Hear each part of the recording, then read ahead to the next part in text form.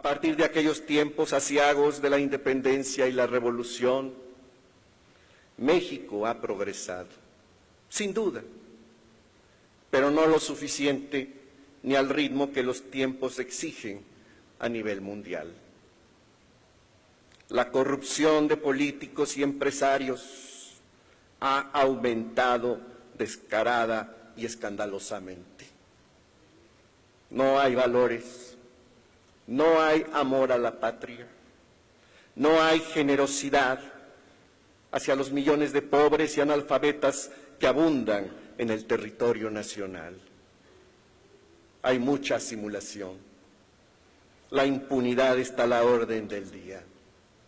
Por ello, los mexicanos cada vez creemos menos en quienes nos gobiernan.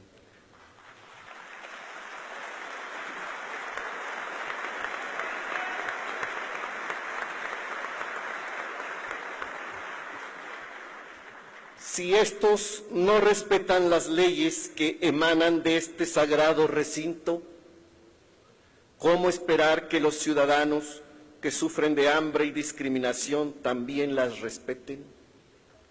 El ejemplo siempre debe venir desde arriba.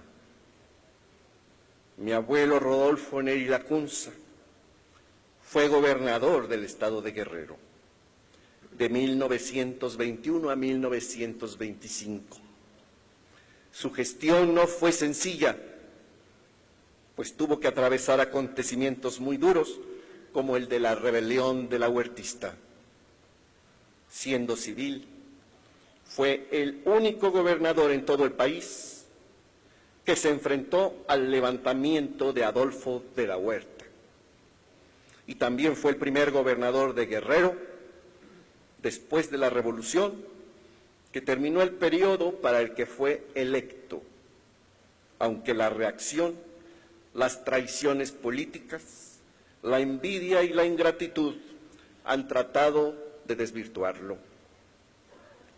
Como pocos en la historia, mi abuelo fue un gobernador honesto. Murió con pocos recursos económicos. Ya en sus últimos años, lo recuerdo caminando tranquilamente por las calles de Chilpancingo, mientras la gente que pasaba, sin importar su condición social, lo saludaba con respeto y admiración. Ojalá tuviésemos hoy muchos exgobernadores que pudiesen decir lo mismo de ellos.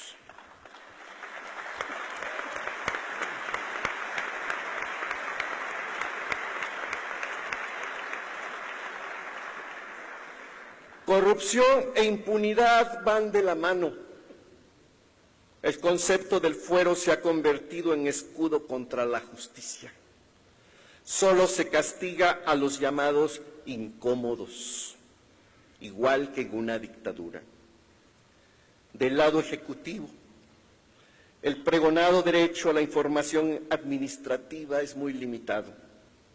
En la realidad, nadie tiene acceso a la lectura de contratos millonarios ultrasecretos que tal vez serán públicos muchísimos años después, cuando los involucrados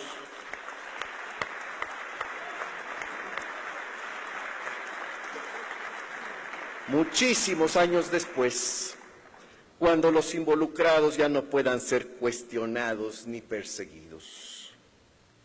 Ambos flagelos, corrupción e impunidad, traen consigo violencia, muerte e inseguridad. Y la sociedad cada vez respeta menos a las autoridades. Es un círculo vicioso que todos los mexicanos debemos tratar de romper para bien de nuestra patria. Estamos inmersos en un proceso recurrente que, sin importar hacia dónde miremos, para explicarnos nuestra situación de vulnerabilidad social, todos los senderos siempre nos llevan de retorno hacia el tema de la educación. Sin educación, sin civismo, sin valores nacionales, un país no tiene futuro. Es un país débil y vulnerable. A veces, algunas personas me han dicho que no creen en el nacionalismo. Yo sí creo firmemente en él. Porque aunque la Tierra se vea maravillosa y radiante desde el espacio, uno como astronauta que ha tenido el privilegio de portar el escudo nacional de su patria, no puede negar que las fronteras existen, que hay guerras y diferentes ideologías, y que todas las naciones se esfuerzan día a día para conservar su estatus económico o mejorarlo. Es un mundo aparentemente globalizado, como se estila decir en la política y la economía, pero con reglas, límites, pasaportes, visas, trueques, donde el poderoso abusa del débil y la competencia es cada vez más agresiva y despiadada. Si la base de la pirámide educativa en México está carcomida por el descuido de varios sexenios y la complicidad del gobierno con líderes y caciques irresponsables y apátridas, podemos llegar a la cima, convirtiéndonos en un país rico en ciencia y tecnología. Durante casi un siglo, los ingresos petroleros ayudaron a mantener una aparente estabilidad social, una moneda fuerte, un equilibrio nacional.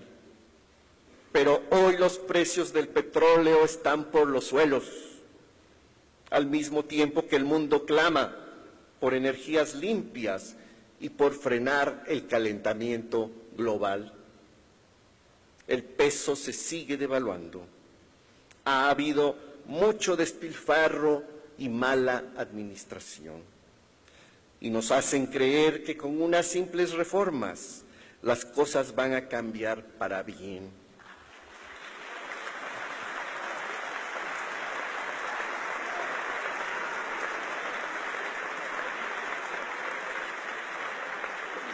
Como si con una varita mágica México se vaya a subir a una poderosa catapulta que lo impulsará a la velocidad de la luz hacia un futuro muy brillante, mientras la corrupción y la impunidad sigan vigentes. La migración siempre ha existido, desde los tiempos prehistóricos. Gente que abandona su tierra para buscar un mejor nivel de vida y que envía remesas a sus seres queridos. Pero cada vez será más difícil cruzar fronteras, en buena medida por políticas internas de las naciones y por los avances de la tecnología y los sistemas modernos de vigilancia. Así como el petróleo se acaba y se abarata, las remesas irán disminuyendo, conforme las siguientes generaciones ya no sientan ningún arraigo con el país de origen de sus ancestros. Hay fuertes fricciones internacionales en el horizonte. Tarde o temprano, la migración ya no será tan sencilla. Tenemos que pensar prioritariamente en los mexicanos que aquí nacen, crecen y luchan día a día. Sin petróleo o con precios muy bajos, sin remesas, ¿qué le queda a México? Podemos voltear hacia el turismo y la industria, pero el turismo también está en grave peligro, en parte por la inseguridad y porque surgirán nuevos destinos paradisíacos, como Cuba, por ejemplo. Dentro de 1 o 2 décadas será posible volar al otro lado del mundo en pocas horas y habrá un nivel más complejo de competencia turística. Nos queda solo la industria. Hasta ahora solo maquilamos productos de empresas transnacionales, con mano de obra barata y con contratos de inversión ventajosos para quienes traen algunas migajas en dólares. Se nos habla de una industria aeroespacial mexicana. Es cierto, tenemos una cierta solidez en la industria aeronáutica o de aviación, pero de espacial todavía no tenemos nada. Ojalá pronto se den las condiciones para que la industria espacial realmente vaya surgiendo en México. Estamos en el siglo de la robótica y la colonización de otros mundos. Muy posiblemente encontraremos vida extraterrestre en poco tiempo. Las nuevas generaciones de ingenieros y científicos necesitan retos, grandes proyectos.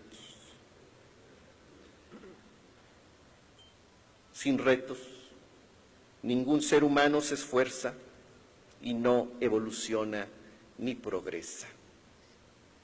Pero los retos por sí mismos no bastan.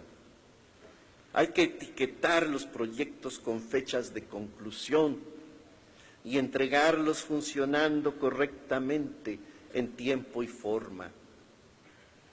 Tenemos que aprender a ser disciplinados, a trabajar con fechas y calendarios, a ya no inventar todo tipo de excusas por demoras o descuidos.